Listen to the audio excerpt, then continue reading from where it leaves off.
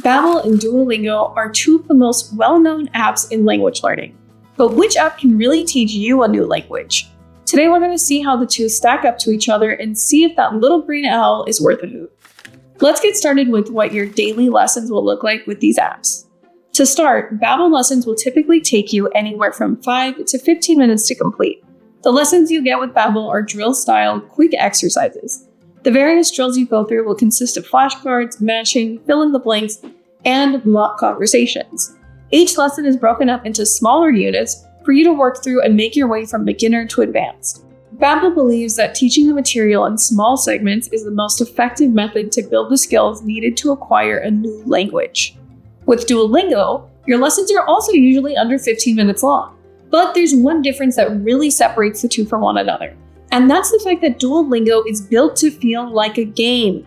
You'll earn gems and points as you advance through your daily lessons that consist of mostly flashcard-style drills. There's typically 8 sections per language that are divvied up into smaller lessons for you to advance through. You'll keep up a daily learning streak, work your way up the leaderboard, and redeem your rewards for fun things in the shop. Again, it's designed to feel like a game, and they do a good job at making it fun. So that's the gist of these two programs. Let's get into the advantages of using each app, starting with Duolingo. The first standout with Duolingo is they offer a free version of their app. Duolingo's free version is ad-supported, so you will get some pesky pop-ups and you're limited in energy. If you make too many mistakes, you'll burn through the energy you have in the app, and that's it for your lessons that day. You'll have to wait for your energy to refill to retry the lesson. Their paid Super Duolingo subscription will cost you about $13 a month. Babbel doesn't offer a free version, but their monthly subscription option is reasonably priced at just $8 a month after discounts, or $300 MSRP for their lifetime option. Babbel is also pretty great about running promotions, so you can snag a good deal on your subscription.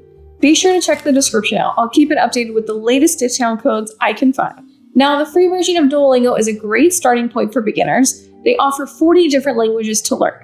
So if you're curious about picking up another language, it's a good way to dip your toes in before fully committing.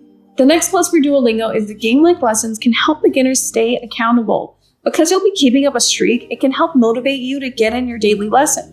Also, seeing the sad Duolingo owl while you're scrolling through your apps is a good reminder to get back into your lessons. Another small benefit to note for Duolingo is they do have some pronunciation practice in their program. It is slight and very basic though. You'll repeat a word or phrase and get a pass or fail. There's no ability to play back the recording of your voice and no feedback on your pronunciation. Most of the pros for Duolingo are for beginners, and that goes for their pronunciation practice as well. Just getting some practice saying words is fine, but if you're serious about reaching a higher level of fluency, the pass or fail method is not going to cut it. Since we're on the topic of pronunciation practice, let's get into some of the reasons Babbel is a good choice for language learners. Babbel has speech recognition built into their lessons. It's not a simple pass or fail either. On top of the feedback, Babbel has a neat feature called Babbel Speak that puts you in a simulated conversation to practice responding. Babbel has done an amazing job of keeping their lesson format short while still emphasizing an importance on verbal practice. Grammar coverage is also a strength of the Babbel program because it is smartly layered into your lessons. The explanations of grammar concepts are short and sweet. They're 1 to 2 sentence explanations that even show an example of the grammar concept in use. There are many apps out there that leave grammar up to you to pick up intuitively or have overwhelmingly long grammar sections. Babbel's grammar coverage makes sure you're getting the information you need without being overkill.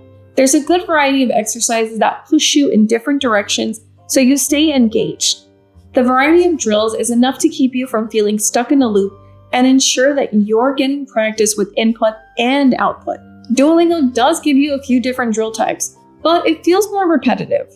That being said, let's get into the downsides of using Duolingo. First of all, the game-like structure of Duolingo is fun for learners, but although it's designed to keep you coming back every day, it just isn't the same as a regular language program. The words you get introduced to are sometimes random. Instead of being taught basic survival skills for a trip like how to introduce yourself or ask where the restroom is, the phrases you practice are often things you'd never say in an actual conversation.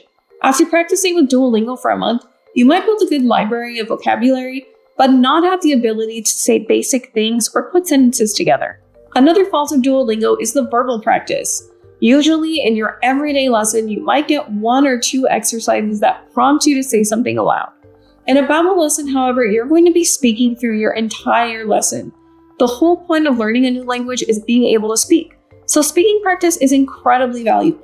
The energy system that Duolingo implemented last year is a big downside for users of the free version. Once you go through your daily energy, you have to either upgrade to super or wait a whole 18 hours for it to regenerate and be able to practice in the app again. So those are the downsides of the Duolingo program, but let's remember that Babbel isn't quite perfect either. Babbel users can totally advance to an intermediate level of fluency, but after that, it can be difficult to advance past that. Progress is slow, and although you might feel like you have a good understanding of the material in a lesson, you might have to work at it some more before Babbel throws new content at you. The other downside to Babbel is there's no free version. You'll be investing in language learning from day one with Babbel without being able to see if their teaching methods actually work for you. They do offer a free trial for you to test out their program though.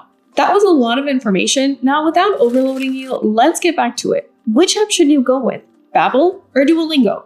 If your goal is to be able to hold an actual conversation, to be able to connect with other people on a trip or everyday life, Babbel is built just for that. Their lessons are great for fitting into your day, but pack in a lot of material to guarantee you're going to make real progress.